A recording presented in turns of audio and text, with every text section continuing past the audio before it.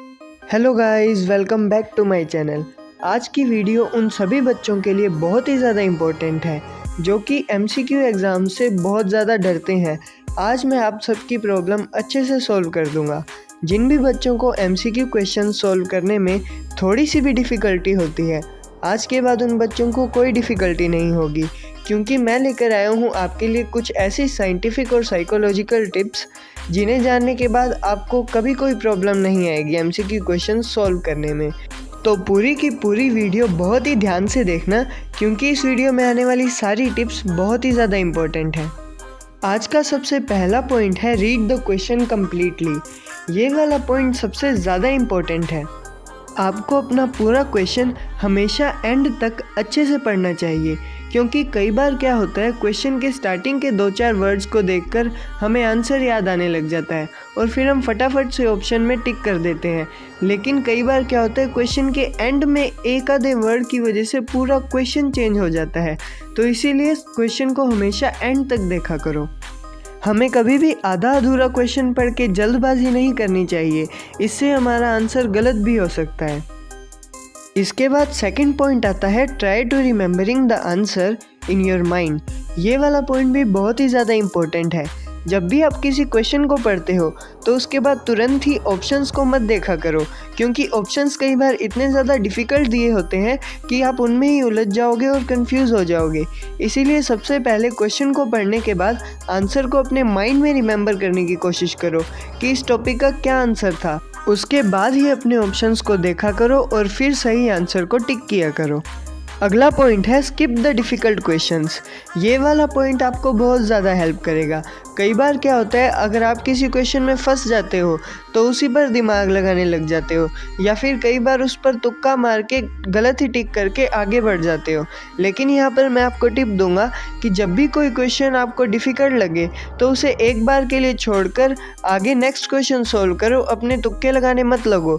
क्योंकि कई बार क्या होता है, जब हम आगे के क्वेश्चन सॉल्व करते हैं तो हमें उन क्वेश्चंस के अंदर ही पिछले वाले क्वेश्चन का आंसर मिल जाता है।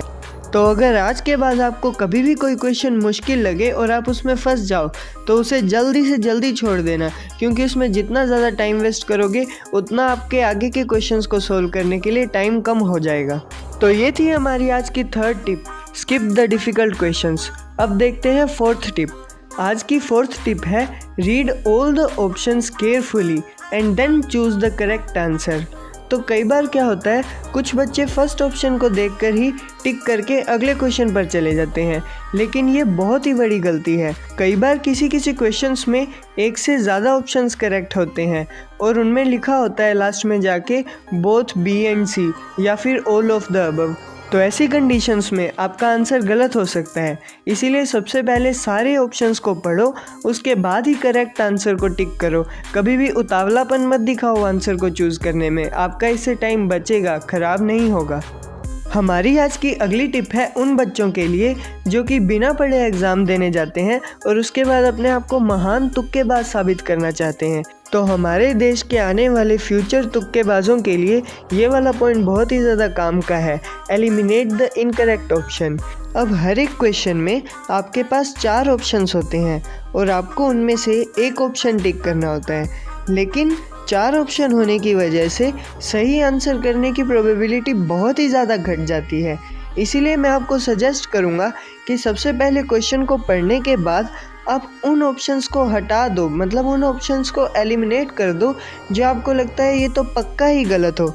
इससे आपके चांसेस सही ऑप्शन को टिक करने के ज़्यादा बनेंगे।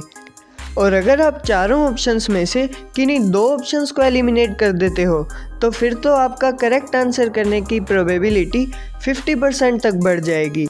तो आगे से इस बात का एकदम अच्छी तरह से ध्यान रखना कि अगर कभी भी आपको कोई एमसीक्यू क्वेश्चन सॉल्व करना हो तो सबसे पहले आपको इनकरेक्ट ऑप्शंस को एलिमिनेट करना है, बाद में आपको करेक्ट ऑप्शन को फाइंड करना है। क्योंकि अगर पहले आप करेक्ट ऑप्शन को फाइंड करने लगोगे तो उसे ढूंढते ही रह जाओगे और आपको वो मिलने भी नहीं वाला। इसीलिए सबसे पहले एलिमिनेट करना सीखो इनकरेक्ट ऑप्शंस को।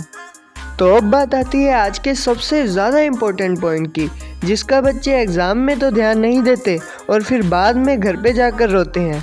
और मैं ये बात दावे के साथ कह सकता हूँ कि आप में से भी ऐसे कई बच्चे होंगे जो ये वाली गलती पहले भी कई बार कर चुके हैं, लेकिन आज के बाद आपको इसका एकदम अच्छी तरह से ध्यान रखना है और दोबारा ये वाली गलती नहीं दोहरानी। मैं बात कर रहा हूँ आज की सबसे ज़्यादा इम्पोर्टेंट टिप की, फोकस ऑन सम वर्ड्स। ये जो वर्ड्स हैं इनमें सबसे ज़्यादा बच्चे गड़बड़ करते हैं कि क्वेश्चन में इन वर्ड्स का ध्यान नहीं देते, जिनके कारण पूरा ही आंसर बदल जाता है। ये वर्ड कुछ ऐसे वर्ड्स हैं जो कि पूरे आंसर को पलट देते हैं। जैसे कई बार क्वेश्चंस में लिखा होता है कि which of the following answer is not incorrect, इनमें से कौन सा आंसर गलत नहीं है, तो आप इनकरेक्ट को देख के गलत वाला टिक कर देते हो, लेकिन आपको सही वाला टिक करना होता है।